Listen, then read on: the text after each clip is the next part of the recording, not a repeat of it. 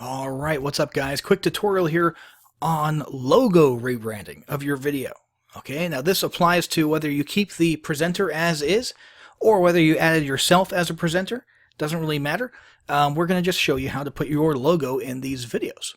All right, which is powerful for your brand and authority and all that good stuff.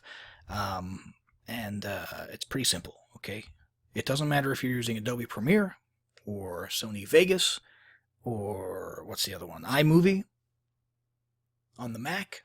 Any software, well, the vast majority of video editing softwares will have this same functionality, okay? All we have here is a PNG, okay, so basically a transparent image of a logo. We're going to stick this right here into our project. Double click. We're going to grab that baby, move it right down here, and boom, that's it. That's literally it. And you know, bottom right is the most common place that you see a logo during a video. However, you can put it wherever you want, and you can make it last as long as you want. If you want it to last only as long as this guy's talking, you can make it disappear at that point. If you want it to be there during the course, you can keep it there during the course. It doesn't really matter. Totally up to you.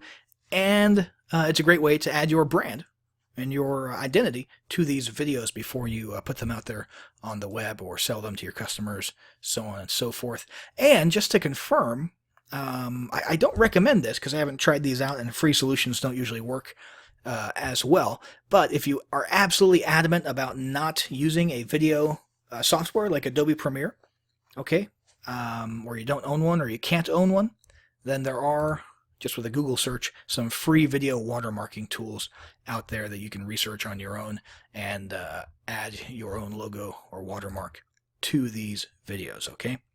All I did was Google the words free video watermark, and you can look into those yourself. But if you're using a regular, mainstream video editor, the vast majority of you probably have Adobe Premiere, that's the most common one, then that's just how you do it. Okay, you grab the element, stick it there into the timeline above, make sure it's the layer above the video that you want it to appear over, and then you click, double click, drag it to wherever you want on the video, and voila, we're all done.